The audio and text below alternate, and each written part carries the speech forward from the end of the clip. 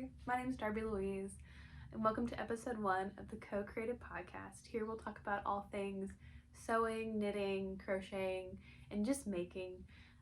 So I'm really excited to share what I have ready for you guys. So I wanted to just chat a little bit about who I am and just what inspired me to start doing this. I have a few notes down here, so if I'm looking down, I'm just referencing my notes for today. Yeah, so I'm a maker from Memphis, Tennessee. I don't focus mainly on like one craft. Today will be kind of knitting heavy, but that's just where I've been recently. But I also sew and macrame and crochet, and then I also do like house stuff, like DIYs for my house, like for the home and everything. So yeah, there's just so much stuff to do. So I will fit into a few niches, but I like to just keep it very broad. So this is a making podcast, if you will. I was very inspired by Sarah Seams, who's a maker in Ohio. She put out a podcast, and it's just been so enjoyable to watch, and I've just been on the train of watching a lot of knitting podcasts and just seeing what people have to share, and I love it, and it's so great. And so I wanted to join the train and just share what I have. I did tell myself that if I finished my first FO by the end of February, I was going to do this, and so here we are. Yeah, I also wanted to chat a little about just kind of the structure of how I want this to go. I know these are very like off the cuff kind of things for a lot of people, so I just wanted to share like how I know there's a traditional structure, but I wanted to add a couple different pieces to the puzzle, if you will. So I'm going to start off I'll start off every episode with my finished objects. Oh, I also am probably only going to post about once a month, just capacity wise, and I really only have time to sew and like do big crafts on the weekends, so it just works out more for me to do this about once a month, so hope that's a good frequency. But yeah, so I'm going to start off with finished objects, like most podcasts, just showing you the new thing fresh off my machine or my needles, just what I've recently completed. And yeah, and that'll be a bunch of different types of crafts again. So I primarily focus on sewing a lot. I've really gotten into knitting recently, and I also have done, you're gonna see a lot of like stuff that if you're coming here from Instagram, you might see things that like you've seen me post before. That's because I did a big purge over Christmas of this last year of just things that I hadn't finished. So that leads me to my next section. I really want to work on reworking objects. So maybe it's something that I made a couple years ago and it just didn't work out, or sewing fails or things that didn't fit right or whatever. And thrift flips. I love doing thrift flips. So I wanted to add those kind of as like just like a little tag onto my finished objects. I'm calling it reworked objects because also I might not always have those, but I do in this episode, so I'm really excited to share that as well. So yeah, reworked things. Just really trying to clean out my stash. I'm trying to do a lot of stuff from stash. I don't have a lot of space, and I have a lot of fabric for not so much space, so there's that. And then also I just have all these projects that never got either finished or there was something wrong with them, and so I'm really excited to like rework them and make them to what I wanted them to be in the first place, and just really be disciplined on that. I also have a lot of random things that like maybe I just haven't hemmed yet, which I feel like a lot of sewists can relate. Like you get to the very end, you don't want to hem something. It's just a lot of the emotional satisfaction of it being finished. We just don't want that. So yeah, that's a kind of unique to my podcast maybe, of things, and just kind of my focus in my practice right now is trying to get rid of things, but not foregoing everything that I've done. Some things there's a lot of knitting stuff that I frogged over Christmas that like I had, like I remember there was a pair of socks. I, for one, didn't have enough yarn to finish 2 socks. I thought I did, but definitely did not. And I lost the pattern. I can't find, like, I didn't have it saved on my computer. I just had it like printed off in a bag. So I lost the pattern, and I forgot where I was at in like the repeat of the texture that was going on. There was a lot wrong with it, so I like just frogged it. Like, and there were several things like that I either didn't like the finished object, or I don't know, something was wrong with it. So I have a good bit of yarn as well that needs some love and projects to go to as well. So so that's just kind of where I'm at personally, and just wanting to work through things that I have, and give purpose to them. So yeah, there's that.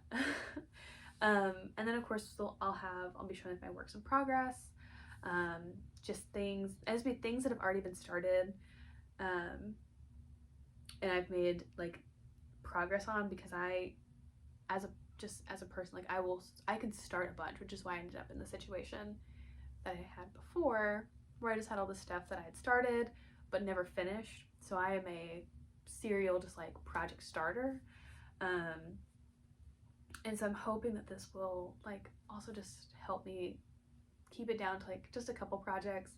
I'll talk more about my works in progress in a second once we get there, but yeah. And then I'll talk about acquisitions. This might be a rare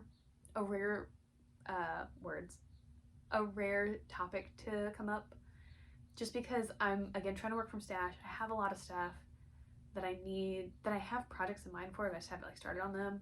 So like acquisitions honestly might look like I bought the matching thread to go with this fabric that I've had for 2 years, or I don't know, notions for sewing, because there's a couple things that I want to start, but I don't have either like the matching thread or the pattern. So I'll probably show you like some patterns and stuff, like if I get those two, and just like talk about, because that'll also go into the next subject, next topic, which is future plans. And this is going to be like, again, I have a bunch of like, I have fabric, I have yarn, I have materials to start things, but I don't have like everything. Like there's a couple things that I need matching thread for, or I have a couple things that I need, like knit fabrics, but I need to get a walking foot for. So there's just a couple different things, and I'm missing like one piece. So if I'm like, because these will probably like about a month apart, kind of sharing like my future plans, I'll probably knit to like, it'll probably only be like 2 things. But I have to have either like a swatch knitted up already, or like everything like stacked together and with the pattern, and like the pattern like cut out, and like ready to start the project. That's probably like my rules, just to keep from, because I can talk about like things I have planned. Like I have a whole, like my Google Drive is full of patterns, and I'm like, I want to do this, and I think I'm going to start, I'll link my Ravelry and stuff below as well in my Instagram, but so I have put all my yarn stash on Ravelry, and I'm working on putting my fabric stash into an app. I have a couple that I have in mind. I just haven't like put the effort in. Haven't had the time to really. Just weekends get really busy. Also drinking coffee. This is my current favorite mug at the moment. This is just a fun little note. This is from the Peabody Hotel. Me and my husband stayed there for a couple nights for our honeymoon. We got married in 2020, so we didn't really have a full honeymoon, but someone was gracious enough to give us a couple nights at the Peabody, which is a pretty swanky hotel. And this is it has like ducks and stuff on it, because that's a big thing for the Peabody Hotel. So this has been my current favorite mug, and I'm drinking Hologram by Counterculture, which is a coffee. Counterculture is kind of a big roastery, trying to drink good coffee on a budget is getting harder. So I'll probably let you know what I have in my mug as well, because I think that's kind of fun. I was a barista a few years ago, and I love coffee, and I love finding good local roast or not so local roasteries that have delicious coffee. So that's a whole other tangent. So just needed a sip because I've been talking so much. Yeah, so we're gonna start moving into the podcast.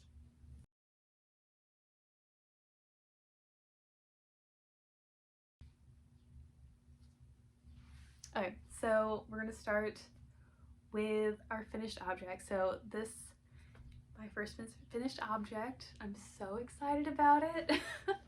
You can't tell, it is the sweater I'm wearing. I will try and get more in the frame, but it is the Ursina sweater by Jacqueline Cieslak. Hang on, I have this pulled up for a reason. Her name is Jacqueline. Well, Cieslak. Jacqueline Cieslak. So sorry if I'm butchering it. I think this pattern came out in 2020. I just remember seeing it. Like, first of all, Jacqueline has like the coolest style. I will of course like link everything below, and maybe I'll put some pictures of her wearing the sweater here as well, and some of my pictures I'm taking. Yeah, it looked so good. It feels very like, once I finished it, I was like, it feels very like Anthropologie kind of Free People-ish. It has this very wide neck. I just love it. I had like a cute little like high neck sports bra under yesterday.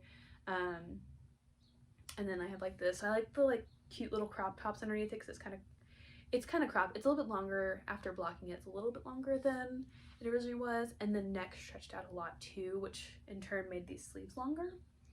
But I've just been like I didn't know how much I would want to wear this sweater. I was like, yeah, it'll be nice, and I was still a little unsure about it, but once it was done, I wore it all day yesterday, and then today I was like, oh, but it's kind of like, we're in Tennessee, so it's getting a little warmer, but it's like gloomy outside. And I was like, but if I just have this little crop top on that's sleeveless, so it's not like so thick and warm that it's like I'm overheated, but I feel nice and cozy. And I think because I have like my neck exposed and stuff, it's helping keeping me cool. But I have been just obsessed. I'm so happy with the finished product. Oh, so first of all, I made this. So if you're coming over here from Instagram, this isn't the first time you're seeing this sweater, because I made this, like I said, she released the pattern in 2020. I think I first saw it on Instagram when she was in the middle of releasing it, or right after it released or whatever. So in 2021, I bought I bought the pattern, I bought needles, bought the required needles, I bought the suggested yarn, I did all the stuff, I took my measurements, I swatched, I blocked the swatch. I did everything right with the sweater, and I finished it, and I tried it on. It was too small, so I blocked it, and it was still too small. And I finished this probably like fall of 2021. So I just stuck it in a drawer and didn't wear it. Yeah, and it was really sad. And so again, like over Christmas, I purged a bunch of stuff, and this was one of the things that I picked up and was like, I can just take this apart and redo it. So here we are. Sorry, that's my work computer telling me I have emails and responsibilities. Yeah, so I took it apart and wound everything back up, went back to the pattern, looked through the sizes. If I'm honest with myself, I probably did try and negotiate, like in my, like, I was like, but I should be I should have fallen into the size 4, and I think I should have. But what I learned about myself, about my knitting, making this the first time, was that I did the swatch. I didn't get gauge. Well, here's what happened. I bought needles, but they weren't interchangeable needles. They were like fixed circular needles. So they were in the recommended size. And so when I knit up the swatch and I didn't get gauge, I was like, what am I supposed to do? So I blocked it and I got gauge. Like after I blocked it and everything, I was like, oh, it's fine. But what I learned is I think I just knit kind of tight. And so, especially in the round, because blocking you're going back and forth, or swatching you're going back and forth. So in the round, I think I just knit a little bit tighter. So I think part of it was me, and part of it was, I mean, it was all me, because I don't think I really got gauge. I convinced myself that I did. I mean, after I blocked it, but I couldn't block the sweater itself to be the right size. And since I had the fixed circular needles, I couldn't try it on like I wanted to, like I did this time around. And so this time around now, I now have interchangeable circular needles that I used with this, and I just have a better idea of knitting, and I think I just have a better head on my shoulders. And I've just learned a lot from other people's sweater making and just paying attention to that. And so I was like, well, I'll dive back into the sweater game. So I did cast this on over Christmas, and I know you're like, it took you over 2 months to make that sweater. It did not. It didn't take me that long to make this, but I would cast it on, and I made it all the way down to the join at one point, because you knit this part flat and then you join here, just to realize that I'd made a big mistake way back and continued making that mistake, and so I had to redo the whole thing. It's fine. So I did have to, and then I lost count of my stitches, or didn't cast on enough stitches or something, so I had to start this thing over several times. But that was a long time ago, so it was probably like mid-January by the time it really got going. And then the sleeves, of course, took forever to do these sleeves. I also I don't remember which one I finished first, but I did knit up one sleeve basically all the way, and I didn't like how tight it was, and so I undid that and then redid the sleeves. So there's a couple times I had to redo some stuff, but the pattern calls for a 4.5 millimeter needle, or US size 7. I first of all went up a size in the garment. I went up a size, and I went up a size in the needle. So I knit the body with a 5 millimeter needle, and then when I tried to knit the arms with a 5 millimeter needle, they were just really tight, which again is just kind of crazy. It was obviously a smaller gauge than what was on the body. So I knit the arms with a 5.5 millimeter needle. Yeah, so those were the biggest changes, and I increased a little bit more, so I had a bigger sleeve. I don't know that I'm super perfectly happy with the sleeves. I think they could have been a little tighter, but at this point it's still very it's very cozy. It's just a different fit in the sleeves I thought I was gonna get, but either way, I am okay with it. So yeah. Oh, I did use I think I used 7 hanks, and I don't remember how big these hanks were, so I think they're probably 50 grams, because it's a worsted weight. This is the worsted weight version of the sweater. I used Quince & Co. Lark in Caspin, which is their undyed color, in worsted wool. So it's 100% worsted wool. It's coming across pretty gray, which is, it's kind of like a brown gray. I don't know what you would call it, but yeah. And there's some you can see kind of the variegation to the color because it's undyed, so it has a little bit of, there's little tiny specks of white and little tiny specks of black, so it's just a nice kind of rustic-y yarn. But the overall result, I'm very happy with it. I will probably wear this because I'm probably about to pack up all my sweaters, but I'm probably gonna leave this one out so I can just wear it, and just be cozy in it. So yeah, that is my Ursina sweater by Jacqueline Cheeslack. Yep. So I'll link her stuff below. She's amazing, but I'm very, very happy. My first FO. Okay, so my second finished object of February is the craft case by Cool Stitches. So it's a sewing project, but it's for knitting. But this is my craft case. I have a little reel of it on Instagram. I don't know if I can get it to pop up here. Probably not. It's a little beyond my editing game. But yeah, this is the craft case by Cool Stitches. This is technically a free pattern. It's like a pay what you can, pay what you want kind of thing. She's so cool. Like, she's so cool about doing that. So much of her stuff is listed that way, and then the patterns that she has a price set for are very affordable. And then she herself is just a wonderful, delightful person to watch on Instagram, and just very, very sweet.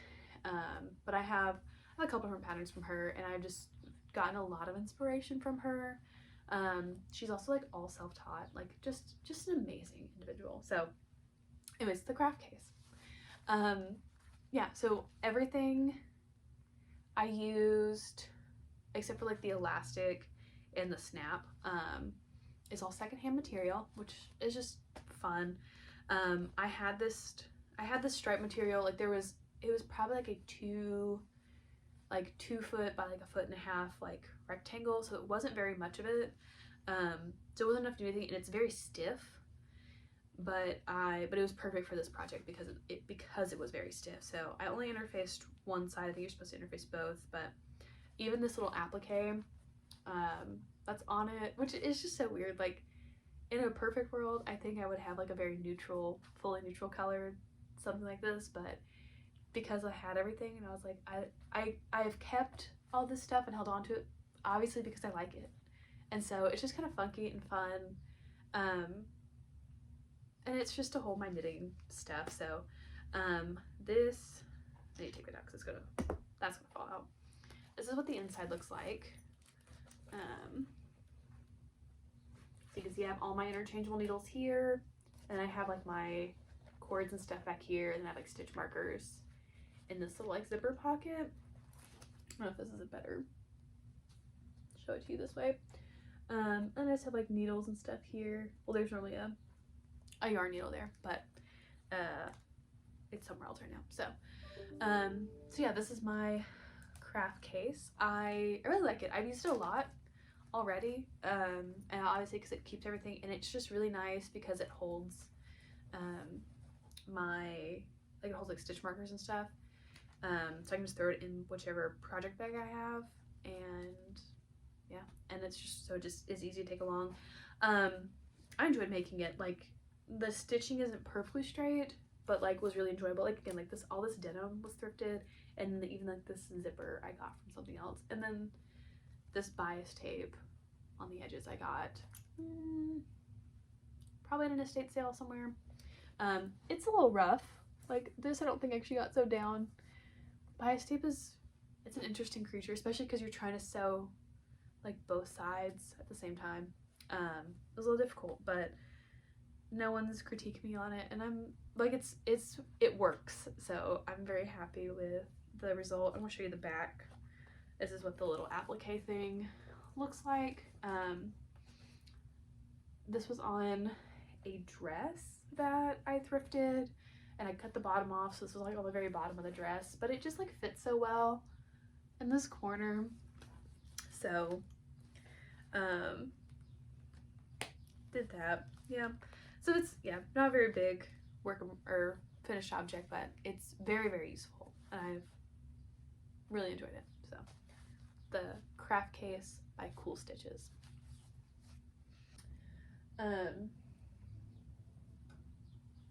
So my next finished objects, they weren't made in February. They were actually made December and January. but there's such a good piece, and I'm just really happy about it, and I just want to share it. So it is the bandana cowl by Pearl Soho. I'm gonna do a little more digging to see if there's a specific designer, but it is a free pattern on the Pearl Soho website. This one's made in like this super bulky tweedy yarn. I think it's from like Michael's or somewhere. And then this one I don't have.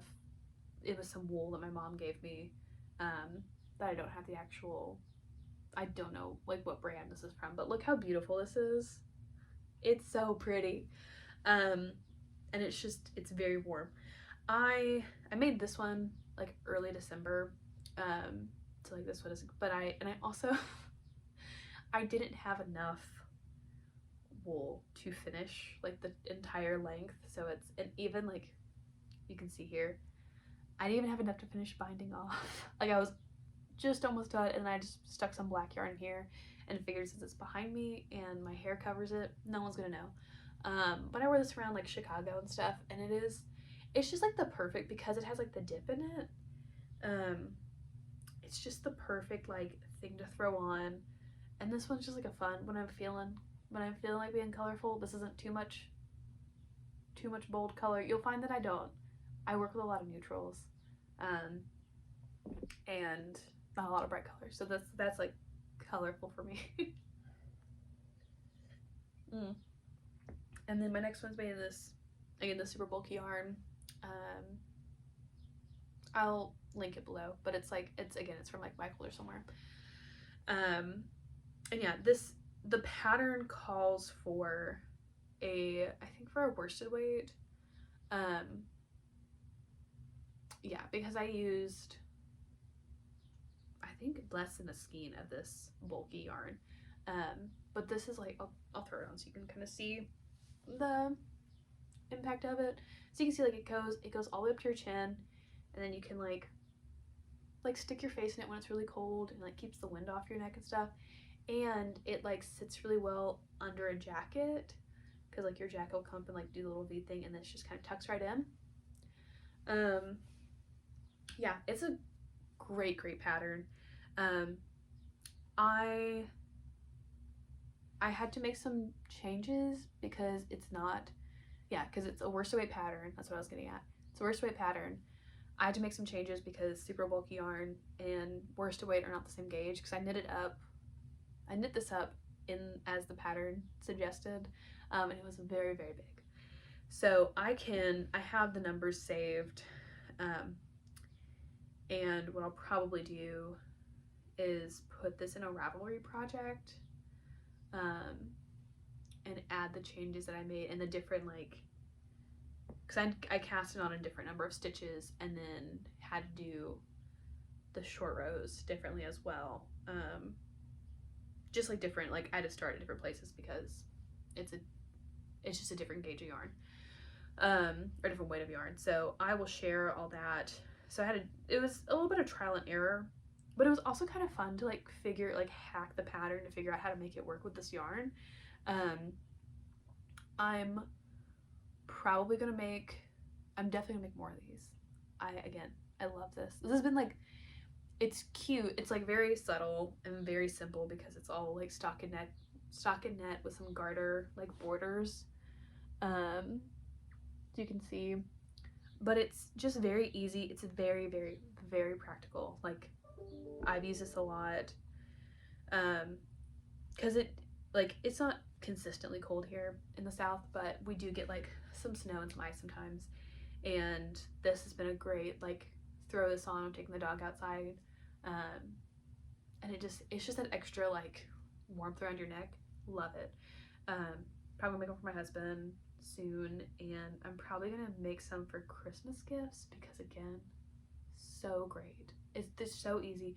It's also really good beginner pattern if you've never worked in the round. It's a great first in the round pattern. It shows you how to do short rows, or I guess this is wrap and turns, and then there's some decreases as you get up to the top of the neck and stuff. But it's fantastic. I love love this pattern so much. I will make it many more times. And it's a free pattern too. And by Pearl Soho, like very well written, and in tutorials, like if there's like in the pattern, it like tells you like the different skills you'll need for this. And they have a link to, if you don't know how to do an SSK decrease, then here's a video about it. So they're so great. So yeah, that's the bandana cowl by Pearl Soho. Okay, so next we are moving into to reworked projects, which I guess technically this is a reworked project, but I had to like completely redo it. So, but this one is a dress. Again, this is my first like makes I post on Instagram, back in 2020, the end of 2020. So it's been a while. It's been a long while. I was trying to remake, I don't like color. Hello. I do really like this like rusty color.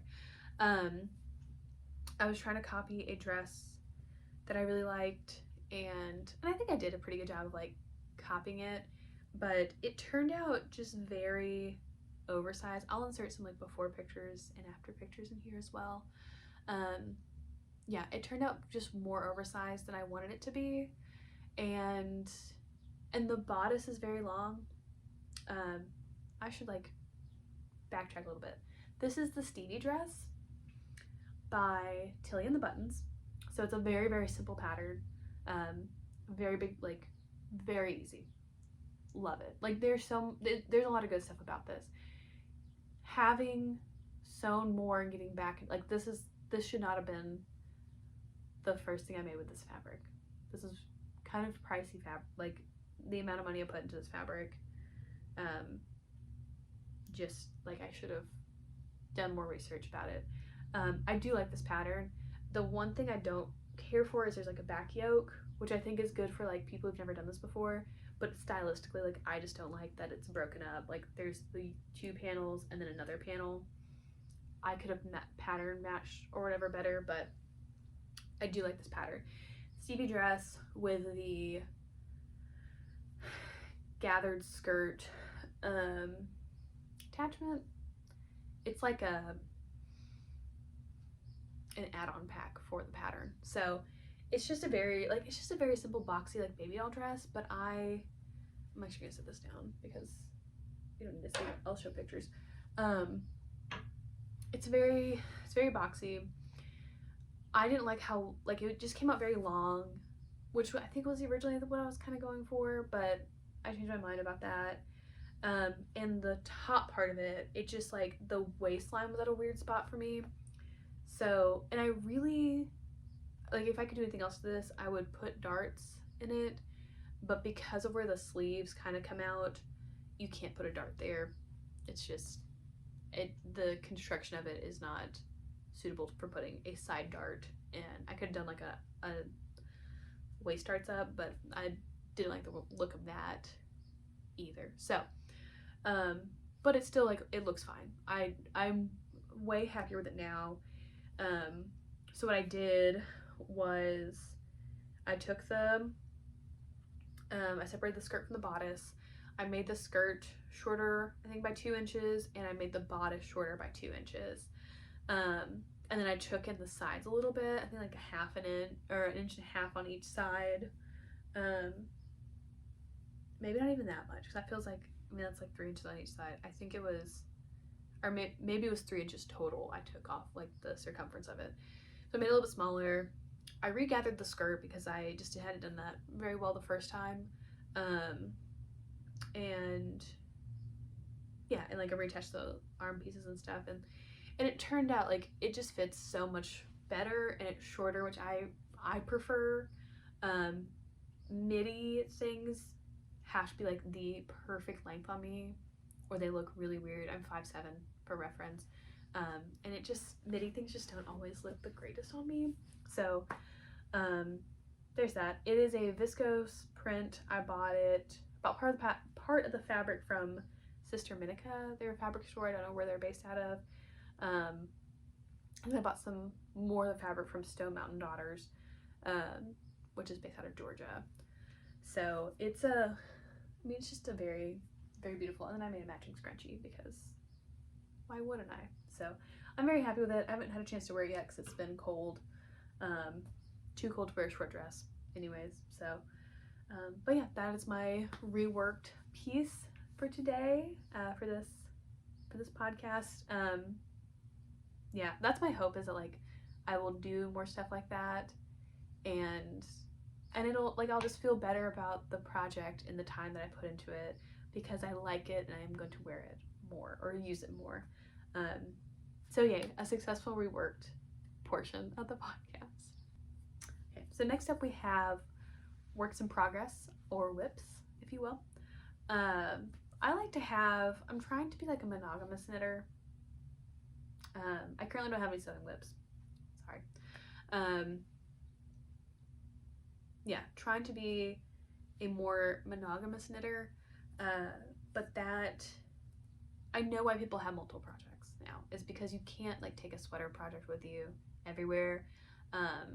So it's nice to have like a smaller something. So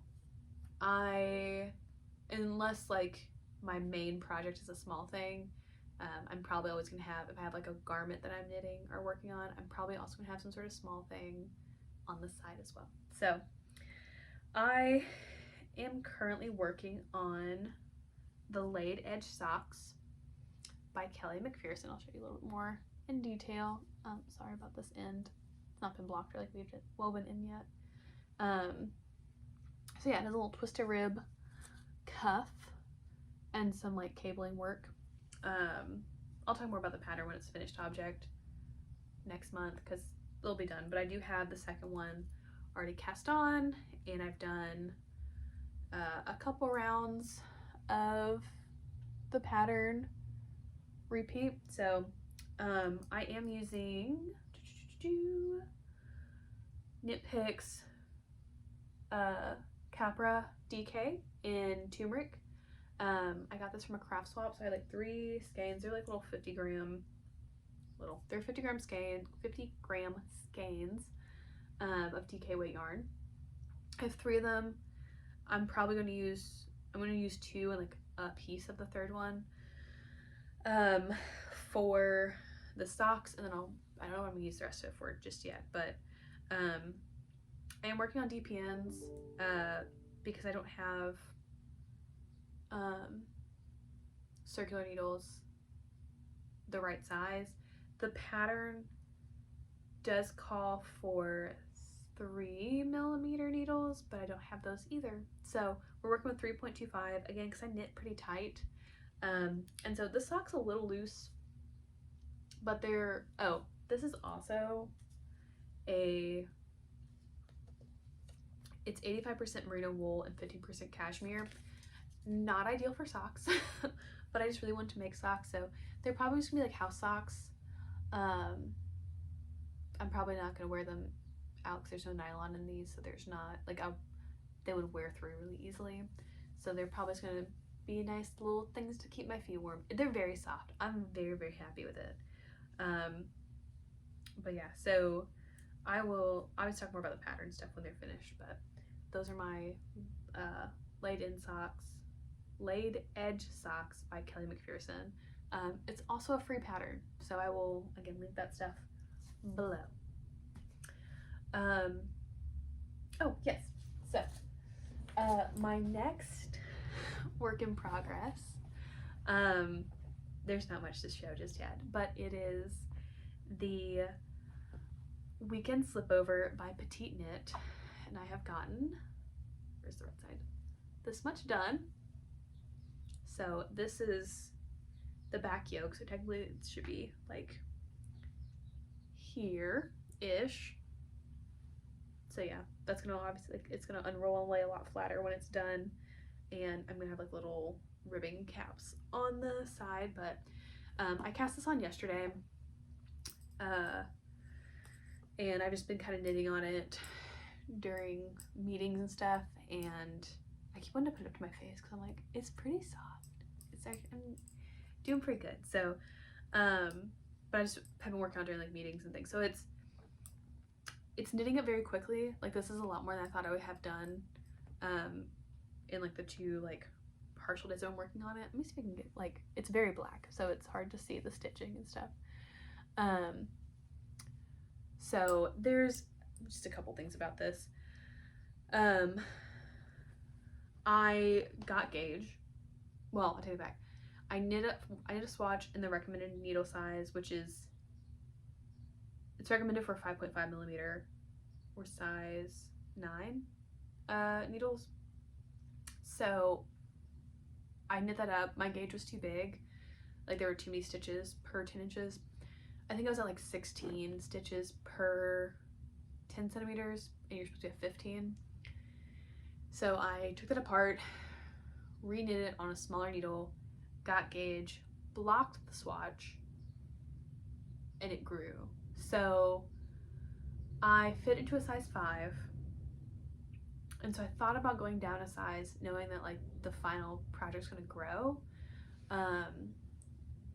But then I just kind of look over the measurements again, and I don't think if I make it, by the time I make it in the 5 millimeter needle, I'm pretty sure it's gonna fit the way it's intended to, and then it's just gonna grow. It's just gonna have more, it's gonna be a little more oversized, which is intended to be oversized.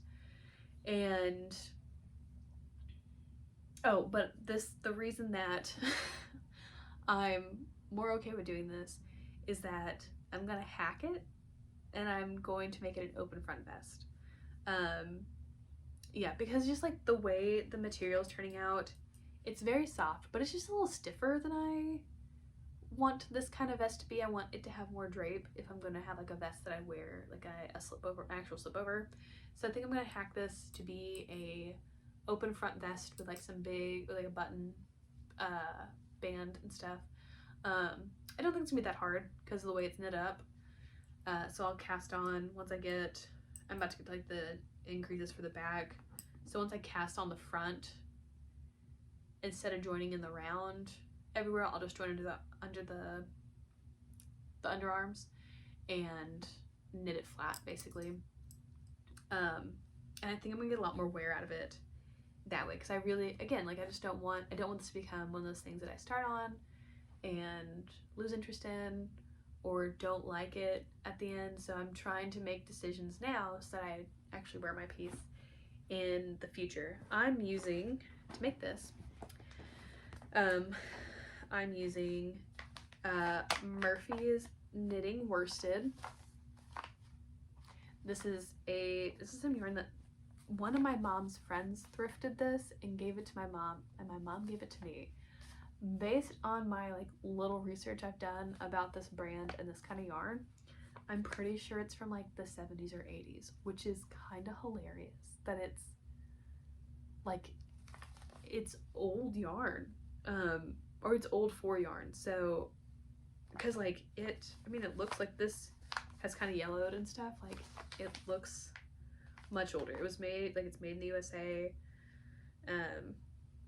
Yeah, I've not been able to find a whole lot about this, but I'm using, yeah, Murphy's Knitting Worsted with drops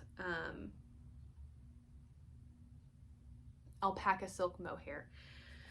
This is the first time I've used mohair, so this is technically a bulky weight garment. This is the first time I've used mohair in knitting, period. So it's been very easy, actually. I had to undo a little bit at one point. That was kind of difficult because the mohair wants to stick to itself, but it's been okay. I'm also making this for, this is just like really convenient. So I was gonna make this anyways, and then I was watching Brooke Willow, I think her name's Anna. She's a knitter. She's a knitting podcast based out of Minnesota, and she is starting a make-along called the Vest Friends Make-Along. It's open to knitting, crocheting, sewing, any sort of thing for a make-along. So she is hosting that with the Woolly Bean podcast. Yeah, so it started on March 1st, which is, at the time of filming this, is yesterday, and it's going until April 30th. So I'm joining in on it, and I'm just really, like, it's just really exciting. So that, like, I wanted to, like, I was gonna make this anyways, and then conveniently she did this knit along, and everyone's just like into vests now, which is so fun. So I'm just really excited to join in. I'll link some more information about that down below. There's a hashtag on Instagram about it, and I'm just really excited for the camaraderie of a make along. Like, it's just so, it'll be so much fun. So hopefully that'll give me the accountability I need to finish this. Okay, so now we're in the final section of acquisitions, and there's a little bit of a story to this one. Again, this probably won't be a very frequent section because I'm trying to not buy a whole lot of stuff, but I did acquire some yarn. So with my slipover, I already had this yarn, but it's very scratchy, so I wanted to pair it with something. And when I found the pattern, I was like, oh, I need to get some mohair to go with it. And I've never ordered from Drops before. Well, you don't order from Drops. I went to the Drops website. I've heard good things about their mohair and their yarn and everything, and I decided, figure out like how much I needed and everything. So I went through the website to Wool Warehouse to order some mohair from them. Yeah, so I ordered mohair from Wool Warehouse's website. I had heard of them before and just had never ordered from them myself. And they're based out of the UK. So I placed my order. I knew it was gonna take a little while because international shipping and all that. Also, my dog is sitting in my chair. This is Pip. Just so many more rabbit trails. I'll finish my story, I promise. But this is my 2-year-old puppy dog. And she was sitting in my desk chair over here because I was not. Can you can lay down here if you want. You like being close. Okay. Yeah, so I placed my order, waited a little while. I don't think I had gotten tracking. I didn't, I just chose the cheaper shipping option and didn't get tracking. And for some reason I was sent a, you're not helping. You go sit down?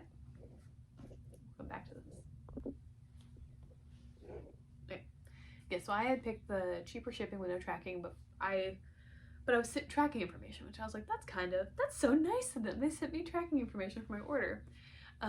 Also, this story, Wool Warehouse is great. This is just evident of, they're a fantastic vendor to shop from. Anyway, so I'd ordered black mohair, very specifically for this project, all that stuff. So when I got my order, it was in fact not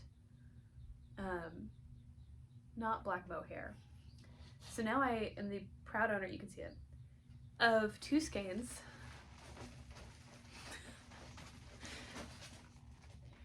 Remember when I said I don't do color? Again, Wool Warehouse is great. They send everything in these bags.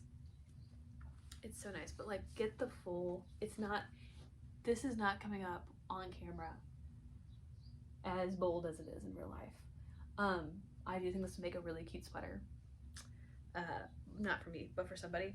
But this is Hayfield Bonus Aran Weight. It's 80% acrylic and 20% wool. This is a 400 gram ball, and I have two of them. 400 gram balls. There's 900. Where is that? 920 yards. So that is my most recent acquisition. But as you can tell, also to finish the story, I have the mohair now for my slipover. I reached out to Wool Warehouse, sent them pictures of what I got and what I ordered, and I was like, hey, I think something happened. And it was just a mix-up somewhere in the like the process of shipping everything. So they were so sweet to tell me that as like to extend our apology, like just feel free to keep the yarn that you got. And honestly, if it had been any other color, I probably would be a lot more eager to do something with it. It's also, yeah, I just don't know what to do with this. And there's so much of it too. I have like 1,800 yards of this. I don't know. So, but they shipped me my correct order and stuff because they're great and wonderful customer service team. So, if you have any recommendations, I'm thinking about making a blanket with it. Because I don't, like, I think, I was like, this would be a really cute, like, little mock neck sweater, like, balloon sleeves for somebody who likes this color. Like, that was the first thing I thought of, but I am not gonna wear a lime green sweater. So I might make a blanket out of it because I have so much. And it'd just be an easy thing to, like, work on in intervals and stuff. So we'll see what happens. But that's my only acquisition with a funny story. So there's that. That's acquisitions for today. But yeah, that's all I have for today. Thank you so much for watching. Be sure to, I guess, like and subscribe. That's what we do on here. Say hello in the comments. If you have any questions about anything, leave them below. I'd love to chat with you. Again, you can find me on Instagram, Darby Louise, or at Little Redheaded Girl 1. And yeah, I'll of course have it all linked below. But just, yeah, let's connect over crafting and over making. And I can't wait to see you in the next one.